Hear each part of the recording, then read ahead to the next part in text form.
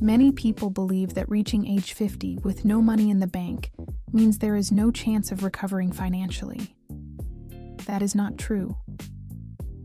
What truly eliminates the possibility of improving your financial situation is not your age, but refusing to face reality and take action. While you wait for an outside solution, time moves on, debt grows, and your options become more limited.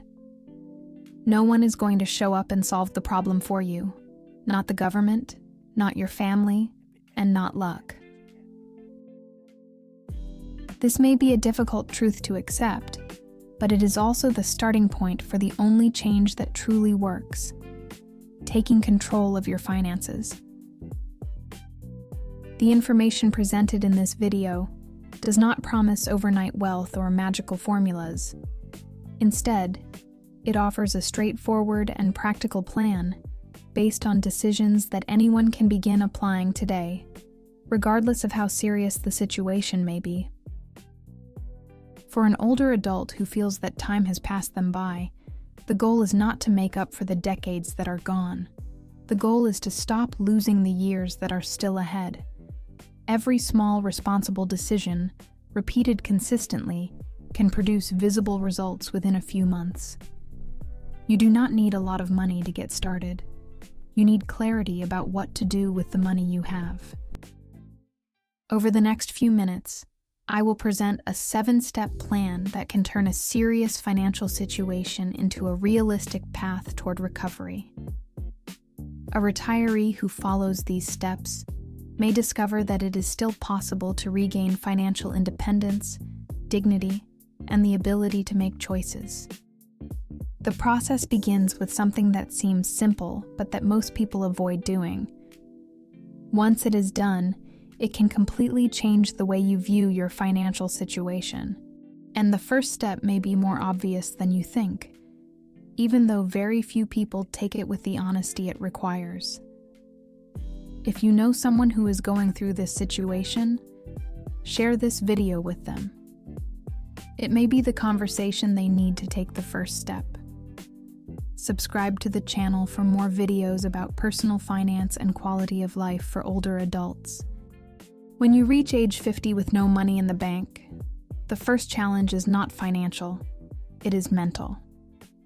You need to look at the situation clearly, without excuses, and without turning the problem into a permanent identity. You may have lost time, made poor decisions, or trusted the wrong people throughout your life. All of that may be true, but no explanation pays an overdue bill. Before looking for a way out, you need to accept your starting point without looking away. There are 2 common traps at this stage of life.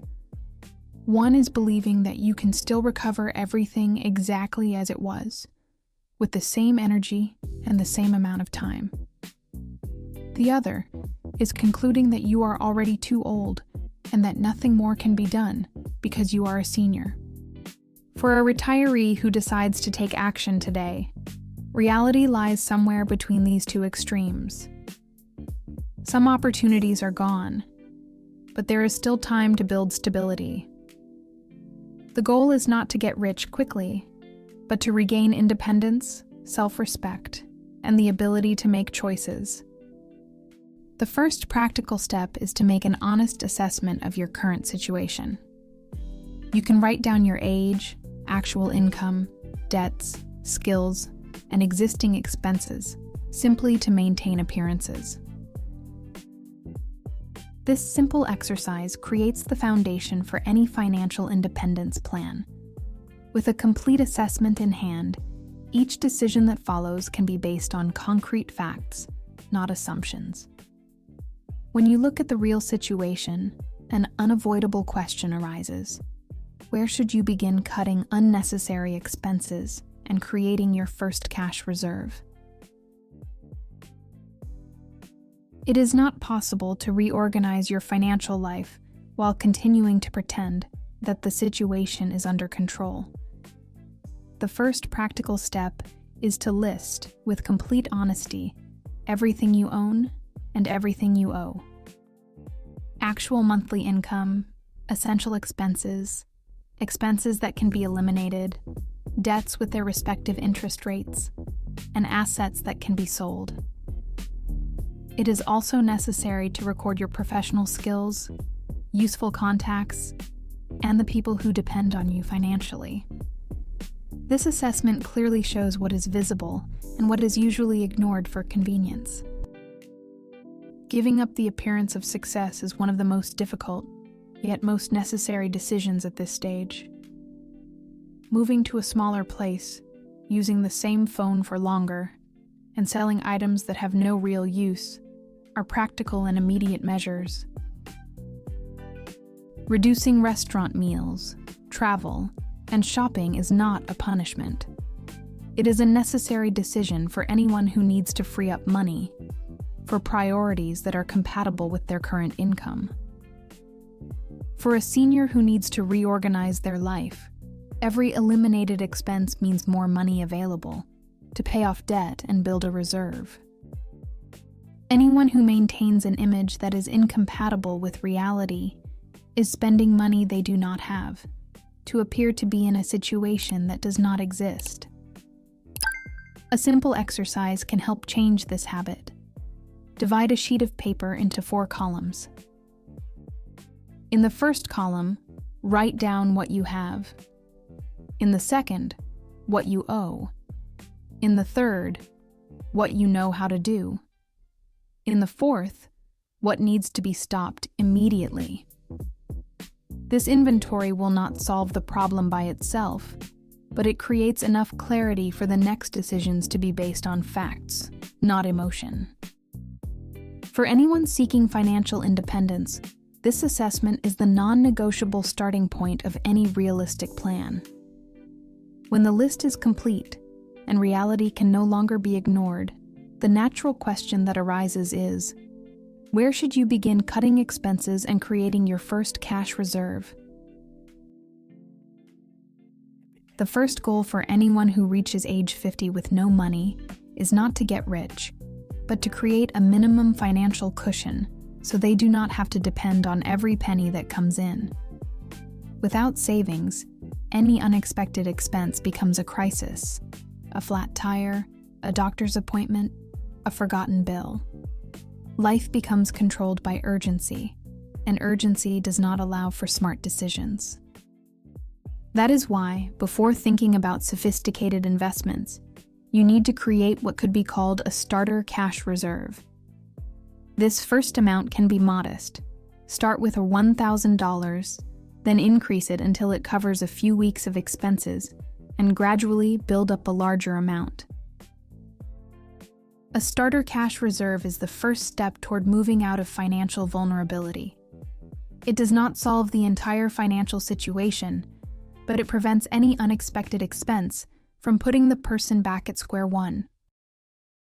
For a retiree living on the edge financially, even a small reserve changes their relationship with money and with their own fears. With money set aside, a person gains something more important than possessions: time, peace of mind, and mental clarity to make better decisions. Without this minimum reserve, the mind remains focused only on solving immediate problems, reacting instead of planning. The practical rule is simple. All extra money should go directly into the starter cash reserve.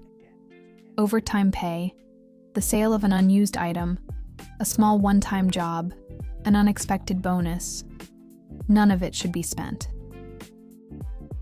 For anyone seeking financial independence, this habit is the foundation of the entire recovery process, because it creates the discipline to save before spending.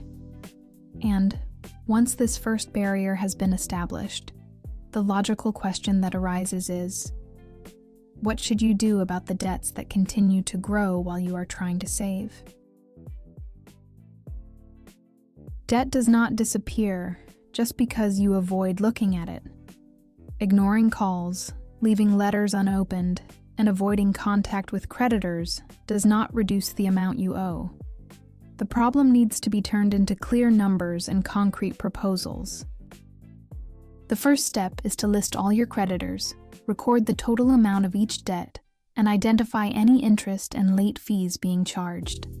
Then, you need to separate the most dangerous debts, those with the highest interest rates and the greatest impact on your monthly income.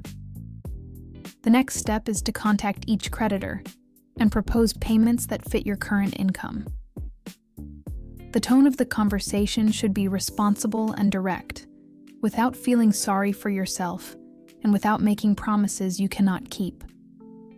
You can simply say, "I acknowledge the debt. I cannot pay it all right now. This is the monthly amount I can commit to, and this is the plan I intend to follow." For an older adult who is afraid to negotiate, there are free consumer assistance services that can help mediate the conversation. The important thing is not to disappear, because disappearing damages your reputation more quickly than admitting that you are having financial difficulties. Paying only the minimum amount on a large debt prolongs the problem and increases the total cost. Every debt that has not been renegotiated continues to grow and take up room in the budget, money that could be used to reorganize your finances. For anyone seeking financial independence, renegotiating debt is not a sign of weakness. It is a strategic and necessary decision. Once your debts begin to be reorganized and brought under control, an unavoidable question arises. How do you balance immediate survival with building a better future? Financial recovery at age 50 needs to operate on two fronts simultaneously. The first is survival, keeping the job that pays for basic expenses, cutting costs immediately, negotiating debts and controlling purchases. The second is increasing income, studying with a specific goal, looking for a more profitable activity, and creating additional sources of income. Ignoring survival puts the person at immediate risk. Ignoring increased income keeps them vulnerable for longer. Both fronts need to move forward together, even if they carry different weight over time. A retiree who works only to pay the bills has no room to plan for the future. In the same way, anyone who studies or looks for new opportunities without controlling basic expenses risks increasing debt before seeing results. The practical rule is weekly. Every week, set aside time for 4 actions. Reduce your current risk, increase your future income, take care of your health, and strengthen your reputation. It may seem simple, but weekly consistency is what separates those who move forward from those who merely survive. For anyone seeking digital independence, this stage may include learning an online tool that makes it possible to offer courses, consulting, mentoring, and other services over the internet based on the professional experience accumulated over the years.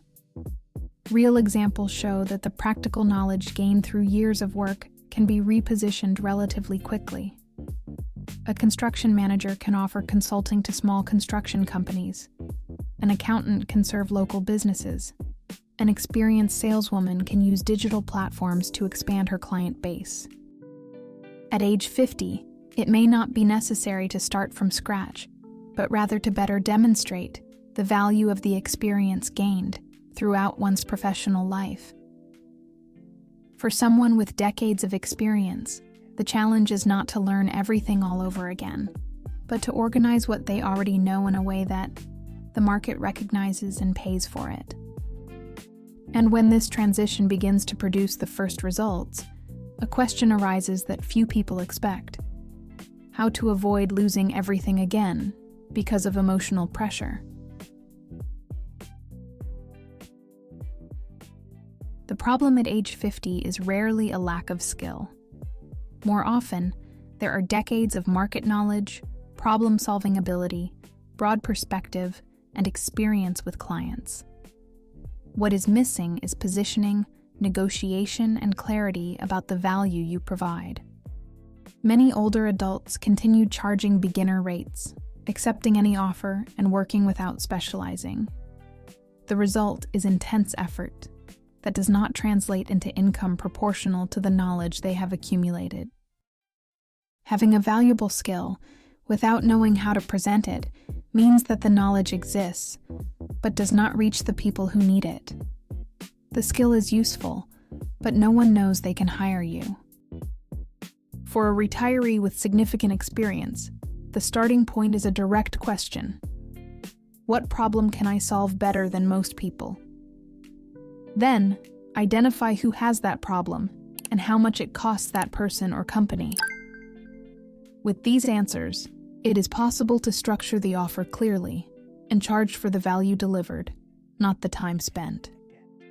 For anyone seeking digital independence, online platforms make it possible to offer consulting, teaching, or specialized services without leaving home. Websites such as Upwork, Workana, or Fiverr connect experienced professionals with clients who pay for specific knowledge. An older adult who has mastered a particular field can turn that experience into supplemental income relatively quickly. The issue is not learning everything all over again, but structuring the knowledge you already have in a way that the market recognizes and pays for. And when the first results begin to appear, a challenge arises that few people expect: how to prevent emotional pressure and outside influences from undermining what you have achieved. Building wealth at age 50 is a slow and demanding process, but losing it because of emotional pressure can happen within a few weeks. There are 3 types of people who pose a direct threat to this financial reorganization. The first is the financial parasite, who repeatedly asks for money, promises to pay it back without a plan, and uses guilt to get help. The second is the emotional saboteur, who ridicules the effort, says that financial discipline is excessive, and tries to make a person feel ashamed for controlling expenses. The third is the financially irresponsible person, who has no budget at all, but always has an invitation to spend. It is not necessary to start conflicts in order to protect yourself from these influences. Simply make yourself less available, turn down invitations with simplicity, and avoid lending money that you cannot afford to lose. For an older adult who is reorganizing their financial life, every decision to preserve what they have is just as important as any effort to earn more. The people around them directly influence the results. If those around them do not value financial control, even a well-structured plan will have difficulty moving forward. Stepping away from people who weaken your decisions is not selfishness. It is necessary protection for anyone with very little room for error. There is also a silent trap that appears when the first results begin to emerge. A person saves some money and thinks, "I deserve to spend it. I have worked hard. It is just this once. Then I will rebuild." This way of thinking turns wealth into a reward for consumption, when in reality it should serve as a foundation for the future. For anyone seeking financial independence, the rule is clear. Accumulated money is not proof of victory. It is the tool that prevents a return to the starting point. And, when this protection begins to work, the question that remains is, how can you make sure that the decisions you make today remain consistent in the years ahead? Reaching age 50 with no money in the bank is not the end of the story. It is the moment to rewrite the plan with more clarity and fewer excuses. The 7 steps presented are not distant theories. They are practical decisions that anyone can begin applying today. The process begins by accepting your current situation and taking an honest look at your finances. Next, you need to build an initial emergency fund, renegotiate your debts, and divide your routine between survival and increasing your income. It is also essential to recognize the value of your professional experience and protect your assets from harmful influences. For an older adult who decides to take action, each of these decisions represents concrete progress toward financial stability. This is not about recovering lost decades, but about stopping the loss of the years ahead. The question is straightforward. What are you going to do differently today? Are you going to keep waiting for someone to show up and solve your situation? Or are you going to take a sheet of paper and make an inventory right now? A retiree who takes responsibility for their own future discovers something powerful. There is still time, as long as action begins immediately. You do not have to do everything at once, but you do have to take the first step, even if it seems small. Financial independence does not come from one grand gesture, but from consistently repeating small, correct decisions. If this content made sense to you, subscribe to the channel and turn on notifications so you can keep learning. The next videos will explore each step in greater depth with practical examples and accessible tools, including paths toward digital independence. Change does not happen by accident, it happens by decision. And that decision, now, depends only on you.